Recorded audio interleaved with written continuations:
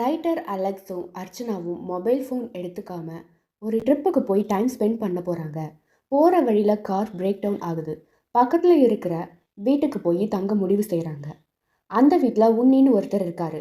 புயல் அடிக்கிறதுனால phone line cut ஆகிடுச்சுன்னு சொல்லி 2 பேரையும் உள்ளே உட்கார சொல்கிறாரு. 3 பேரும் பேச ஆரம்பிக்கிறாங்க.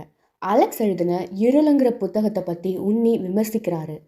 இருள் ஒரு உண்மை சம்பவத்தின்படி எழுதப்பட்ட கதை.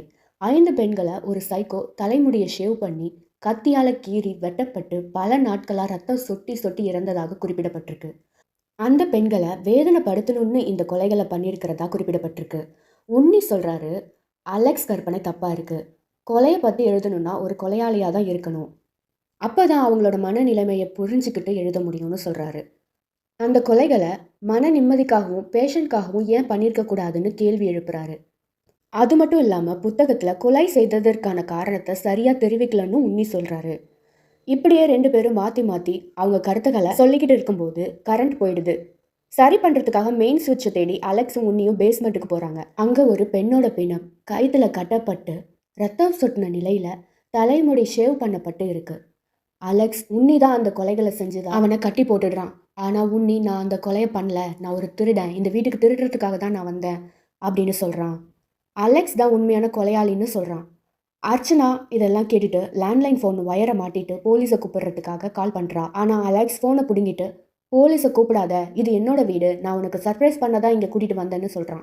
அது மட்டும் இல்லாமல் அலெக்ஸ் தன்னோட பேக்கெட்லேருந்து மொபைல் ஃபோனை எடுத்து உன்னிக்கிட்ட வீடியோ ரெக்கார்ட் பண்ண ஆரம்பிக்கிறான். கொலையை பற்றி விசாரிக்கிறான். அர்ச்சனா, ஃபோன் எப்படி உன்கிட்ட வந்துச்சுன்னு கேட்குறா.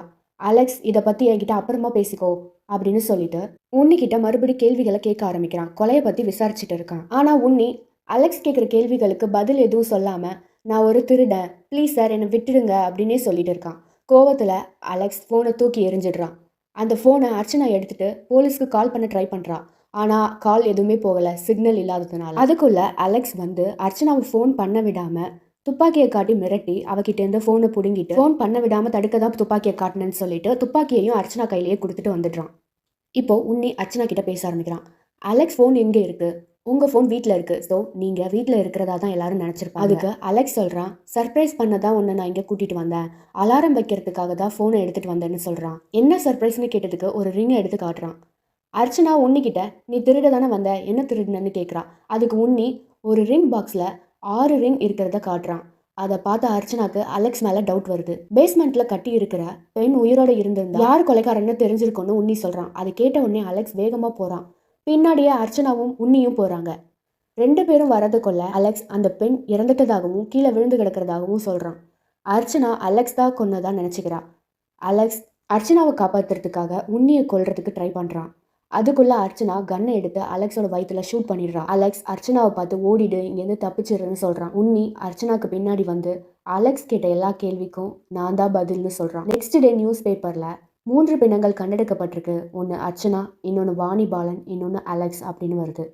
அலெக்ஸ் கொலையாளி இல்லைன்றது நிரூபிக்கப்பட்டிருக்கு.